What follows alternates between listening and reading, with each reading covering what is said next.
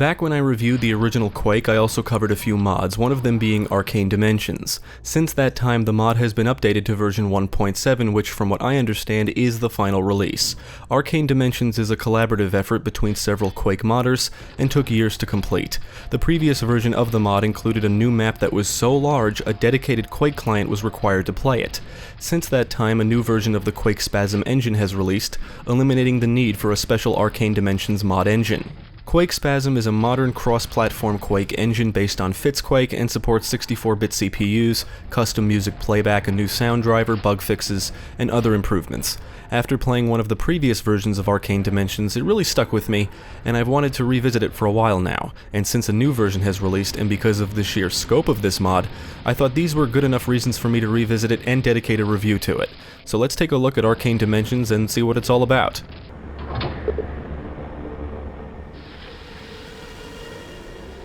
Arcane Dimensions is a mod with a whole new set of maps, some new weapons and power-ups, and new enemies. You start in a hub area where you can select your difficulty, and surrounding you are portals to all of the new maps. One of the portals takes you to another hub area known as the Lost Chapters, with even more maps. You can complete the maps in any order, giving you a bit of freedom in how you progress, and your progress is saved. The exit portal in each of the maps takes you back to the hub area, and the weapons and ammo you've collected are reset upon exiting and entering a map. Some maps are bigger than others, and many are humongous, and may take you a while to complete. Each map varies in theme, and there's no real narrative connecting them all, but the mod does provide an end goal of sorts in the form of a secret map. Hidden throughout specific maps are runes, and when you collect them all, you gain access to the secret map. All of the classic Quake weapons are present in Arcane Dimensions, but the mod includes 3 new weapons or weapon upgrades, which are helpful in combating many of the new foes. The Shadow Axe is an upgrade to the axe, and on the surface it just looks like a visual change, but it actually inflicts much more damage than the standard axe, and can kill low-level enemies like zombies very easily. The Widowmaker is an upgrade to the Super Shotgun, and it does do more damage. It also consumes 3 shells per shot. The Plasma Gun is the 3rd new weapon, and it's an upgrade to the Thunderbolt, otherwise known as the Lightning Gun. The Plasma Gun fires plasma bolts, inflicts more damage, and also deals splash damage. Just like the classic weapons, I found these new ones to be very useful in specific situations and against certain enemies, with the Widowmaker being my default go-to weapon. As you would expect, ammo for all of the weapons is scattered throughout the maps, and I noticed in some areas that ammo pickups will respawn over time after being acquired. In addition to the new weapons are 2 new artifacts or power-ups, the Sharpshooter and Nail Piercer. The Sharpshooter reduces the bullet spread of shotguns, and the Nail Piercer makes your nails travel through monsters.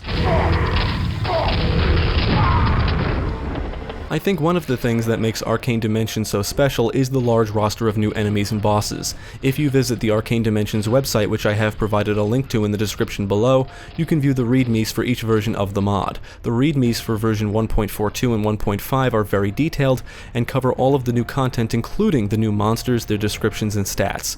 I got so immersed into the mod that I really wanted to know what the hell I was shooting at, so I actually read through the readmes a few times to try and identify each new monster based on their descriptions.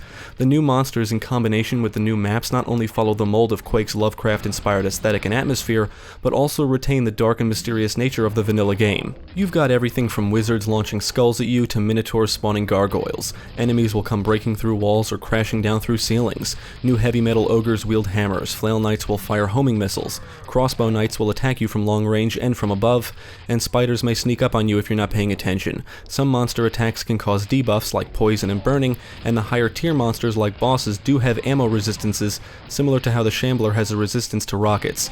Golems and other stone-type enemies have a resistance to nails, the Eliminator has a resistance to cells, and the Lich Fiend has a resistance to nails and rockets. The readmes list what enemies can resist what, but there are visual cues you can look out for to know if your weapon is efficient against a particular enemy. These resistances will force you to try different weapons and strategies. Running and strafing are still essential for staying alive during hectic battles, and that's especially true for some of the boss battles. Several maps end in a boss battle, with the boss usually being a large and/or powerful creature, some with names I don't know how to pronounce correctly, and they're usually accompanied by standard enemy types assaulting you from multiple directions. You basically always need to keep moving.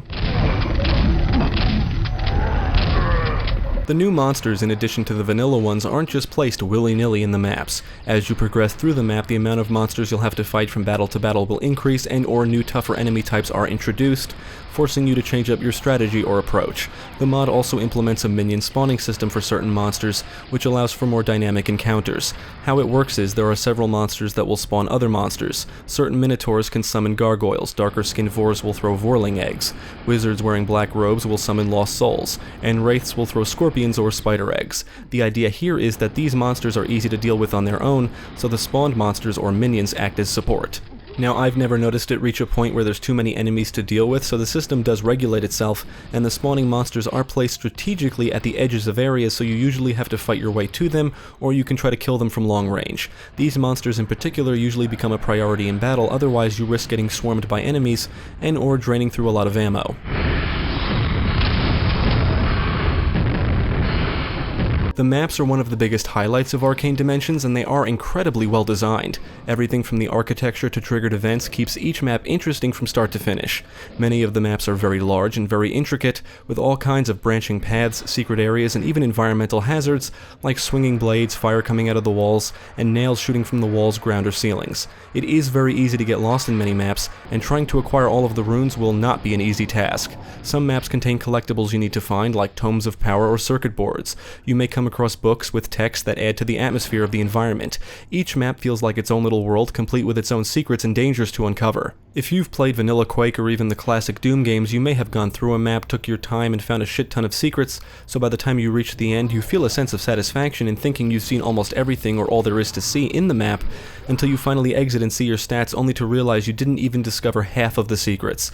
Well, that may happen often in Arcane Dimensions, and one map in particular contains up to 50 secrets. The atmosphere of the environments made each map feel very compelling, that it was often hard for me to stop playing. I always wanted to see what was around the next corner, and it's like the environments have some kind of mysterious history. You'll traverse through cathedrals, swamps, a mountain prison, medieval town, and more.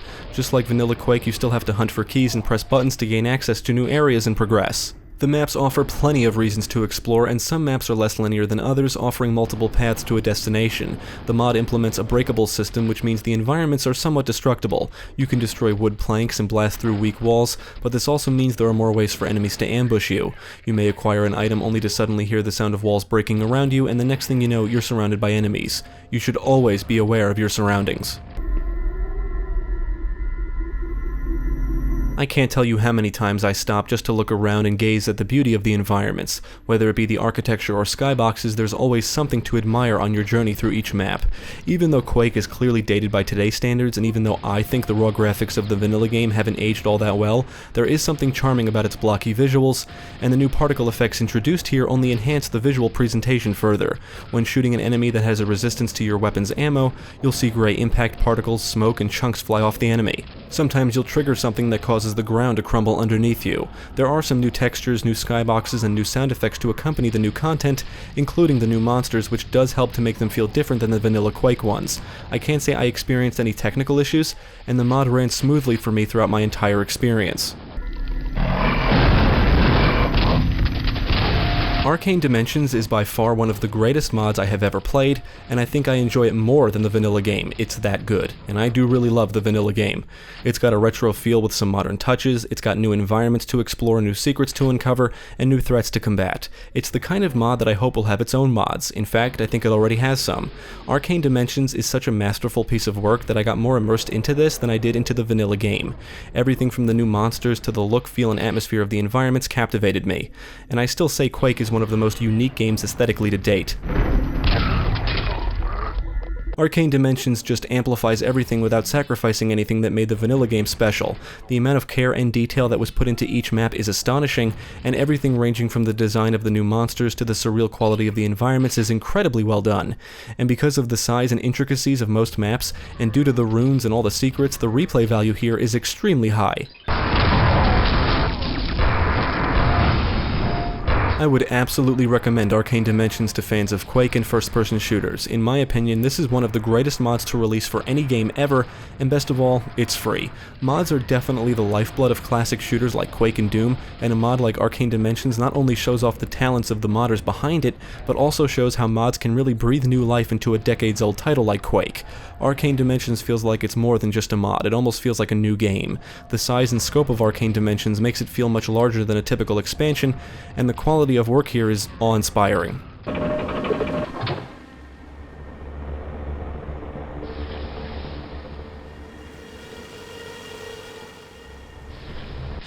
Thank you for watching. If you enjoyed this video, check out the rest of our channel, follow us at the links below, and you can also support us on Patreon. If you're interested in more gaming content, check out our friends over at GameCast.